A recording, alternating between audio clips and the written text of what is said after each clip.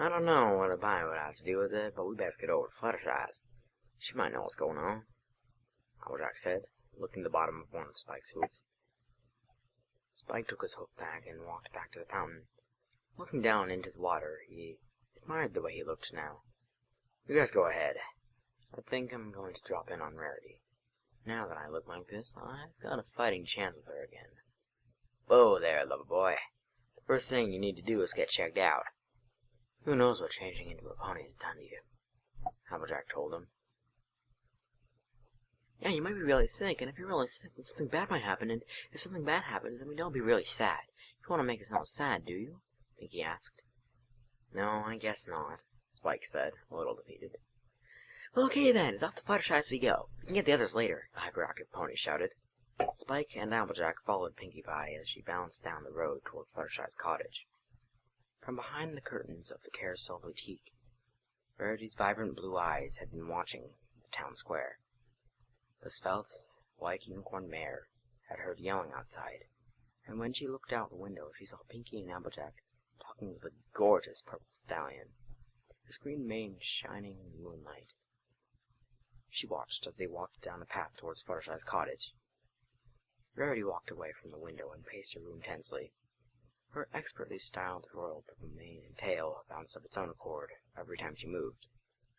The fashionista had a cutie mark of 3 diamonds on her flanks that suited her well since she incorporated gems into most of her designs.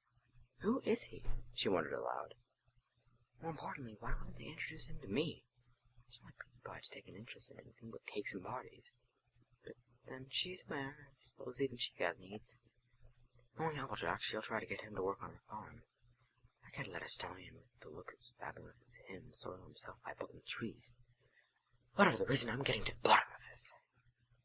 Rarity grabbed a black cloak emblazoned with the same 3-diamond design as the cutie mark on her flank. Wrapping herself in the cloak, she left the Carousel Boutique and set out into the night. The white unicorn galloped after Applejack and Pinkie Pie, but was careful not to be seen. As soon as they came into view, he began to trail them, darting from bush to tree. Rarity could see the hem of her cloak getting dirty from the off-road travel, but it was more important for her to stay out of sight of the others. Fluttershy's cottage was quaint and simple. With the heavily moss-covered roof, it appeared that the home of the Yellow Pegasus had been carved out of the side of a hill, rather than constructed on top of it. Birdhouses were perched and built into every nook and cranny that would support one. Under the bridge that led up to her home was a den for river otters. Everything about the shy Pegasi's home was centered around the multitudes of small forest animals that frequented her cottage, and even though her cutie mark was 3 butterflies, she had no particular favorite animal other than her pet bunny, Angel. Inside the home was simple, nothing overly fancy or outlandish. The shy pony's residence reflected her personality, reserved. Her living room was comprised of a sofa, a small table, and a bookcase holding books on animal care. A single throw rug sat in the middle of the wooden floor. Fluttershy was not one for unnecessary furniture. She preferred to keep her home as open as possible for her animal friends. Around the inside of her home, like the outside, birdhouses and other homes for various animals could be found hanging from the exposed rafters or built directly into the cottage's structure. The kitchen of the small house, much like the rest of the home, was mostly empty except for the necessary cooking appliances to prepare simple meals. This evening, in particular, Fluttershy's kitchen was being used for something more than preparing a simple meal. Zecora, the town's local zebra apothecary, and Fluttershy were just putting the finishing touches on a cure for Twilight's ponypox. The Yellow Pegasi's normally shy, quiet personality was temporarily suppressed while helping Zecora make medicine for one of her best friends. She was used to making medicine for the animals she looked after, but making medicine for a pony was new. "Thank you very much, Zecora. I don't know how I could have made this medicine without you," Fluttershy said. Her bouncy pink mane fluttered beside her as she rushed to get a bottle to store the medicine in. And even though her mane always seemed to cover one of her deep blue eyes, she didn't appear to have any problem seeing where she was going. "It's not a problem, as you well know. It's off to Twilight's I must go," Zecora said in her sing-song way. The black and white striped zebra pony started walking toward the door. Her ample frame disguised her nimbleness and agility, as she had been found on more than one occasion meditating while standing on her head atop a thin staff. Oh, thank you, but I couldn't possibly ask you to do more. I can take it to her. Even though it's really dark out there, I can do it. Before Zecora could protest, there was a loud knock at the door. Fluttershy walked over, opened the door, and found herself nose to nose with a purple pony she had never seen before. Frightened by the sudden contact, she slammed the door in his face. There was another knock at the door, and Fluttershy opened it slowly, to find the purple stallion sitting there, rubbing his nose with a hoof. She looked into his emerald eyes, and couldn't help but blush and hide her face behind her pink mane. Oh, I'm sorry. Are you okay? Are you lost? Is there anything I can do for you? She asked, her voice barely above a whisper. Applejack and Pinkie poked their heads out from behind Spike. Fluttershy, we need your help. Spiker's been turned into a pony, and I'm pretty sure Twilight's gonna need that medicine y'all been brewing up pretty soon, Applejack said as they walked by her into the cottage. Yeah, and if she doesn't get it soon, she's gonna get all itchy, and there's nothing worse than being itchy and not being able to scratch, Pinkie said, as she scratched her flank against the side of the fireplace in the living room. Zecora placed the medicine in her satchel and walked towards the door. Stay here and help your friend. Twilight's house is round the bend. I'll get there fast, and you will see. She'll soon be healthy as can be. Excusing herself, she left the cottage and galloped down the road and into town. Rarity saw the zebra gallop down the road, but quickly turned her attention to the tasket hoof, finding a window where she could look in on her friends and the mysterious new stallion. Spike? How can this be Spike? Fluttershy asked in disbelief. Trust us, it's him, Applejack and Pinkie said in unison. Spike filled her in on what happened while Fluttershy sat patiently taking it all in. Are you sure that's everything? Fluttershy asked him. Spike nodded. I've never heard about anything like this before. Animals don't just change into other animals. Have you asked Twilight? Well, Twilight's been really sick, and I didn't want to bother her. I was coming here anyway to get her medicine. While listening, Fluttershy noticed a hooded figure looking in her window and screamed in fright. What is it, Fluttershy? Spike asked, worried. There was some pony at the window, she said. The other three looked in the direction she was pointing to find a window with nothing in it but a view of a small stream in front of her house. You sure you saw something, Sugar Cube? Applejack asked. Yes, I'm sure of it, she confirmed. Pinkie was already out the door and in the bushes around the house. Without warning, she popped up next to the white unicorn. Hi, Rarity, what's with the hood? Pinkie, don't scare me like that, she shouted. Why are you sneaking around in the bushes? Come inside, there's some pony I want you to meet. The two ponies walked into the cottage. Rarity hung off her cloak before addressing the others. Hello all, and what are we up to this evening? Rarity said, slowly walking towards Spike. Rarity? Applejack interrupted. Is this the pony you wanted to introduce to me, Pinkie? She asked. More importantly, I'm wondering why you'd introduced this marvelous hunk of pony to me earlier, when you were talking next to the Founder's Fountain. But Rarity, Pinkie said, trying to get a word in. I don't blame you wanting to keep him all to yourself. Who wouldn't? You could have at least brought him by to say hello, Rarity said, fluttering her eyelashes, her nose almost touching his.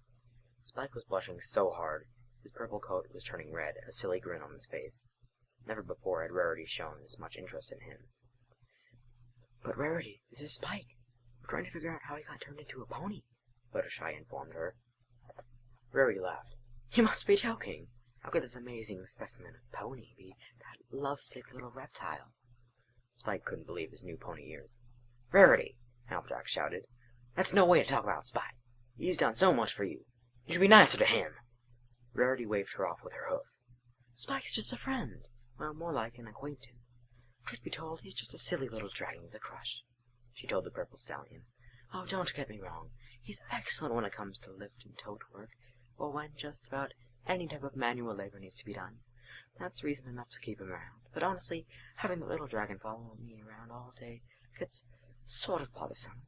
I really wish he'd understand that I'm not interested in him the way he's obviously interested in me. Not that I can really blame him, she said. Besides, what would ponies say if they thought I was romantically involved with a dragon of all things?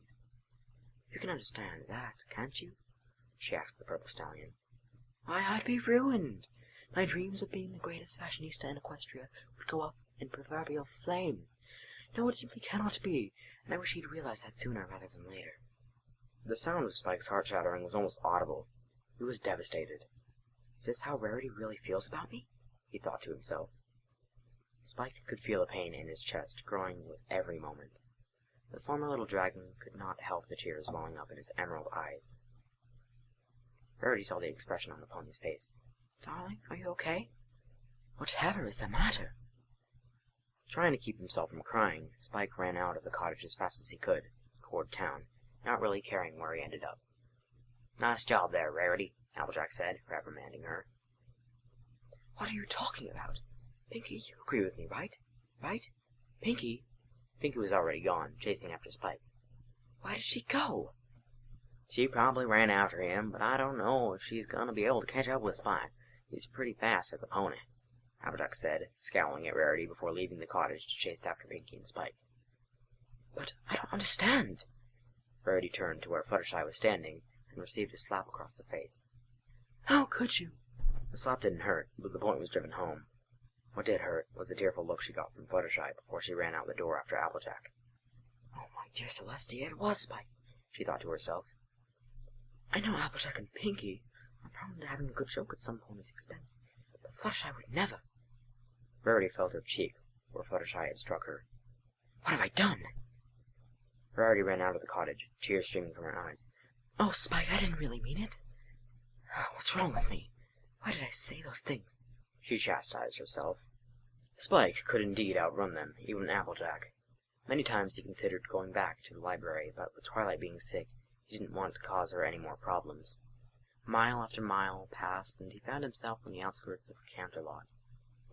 Spike was tired, but didn't feel like stopping at the moment. He walked a familiar route through the city, almost on automatic. He didn't stop until he found himself at the overlook where he and Twilight used to stargaze. Spike collapsed from near exhaustion. Tears coursed down his cheeks. Unable and unwilling to stop weeping, Spike cried out the pain in his broken heart. Lost in his remorse, he didn't realize that a shadow had fallen over him. Hello, Spike. Who's there? He said, breathing rapidly. A tall and slender dark purple alicorn stepped out of the shadows. Her almost translucent blue-violet mane fluttered and waved in a non-existent wind. The black crown atop her head was almost hidden in her mane, but her glided silver shoes shone brightly in the moonlight. Princess Luna, how do you know who I really am? Luna smiled down on him. Oh, Spike, she said compassionately. Just like my sister knows about most things that go on beneath the sun in our kingdom, I can see quite a bit of what happens under the moon. Luna placed a hoof on his shoulder. Everything that's happening right now must be terribly confusing, but come, you must be tired. Luna beckoned him to follow her back to the palace. Spike struggled a bit to get to his hooves, but Princess Luna leaned against him, allowing Spike to stabilize himself. Are you okay to walk? Spike? Spike had walked to the edge of the overlook. Hundreds of hooves below him was the valley floor. Looking down, he could almost make out the road that winds through the white-tail woods. After all I've done, all I've given, it wasn't enough. It was never going to be enough. Spike? Princess Luna asked, unfolding her wings. A small rock had tipped over the edge. Spike watched it as it fell into open space. It would be so easy, wouldn't it? Spike said to no pony in particular. The tears had sprung anew from the purple stallion's eyes, each drop falling over the edge into oblivion. What's the point anymore? She doesn't love me. She doesn't even like me. She never did. It would be better to just... Spike, come talk to me, please? She asked. Please, Spike? The purple earth pony looked back at the princess and saw the concern and worry written on her face. Slowly, he turned around and stepped away from the edge. I'll be fine, princess, Spike said, as he fell to the ground, worn out and exhausted. Whew! That was long. Not quite as long as... Actually, that's the shortest video so far. Yeah, that's the shortest one so far. But yeah, so... See you in, chapter 2. Peace!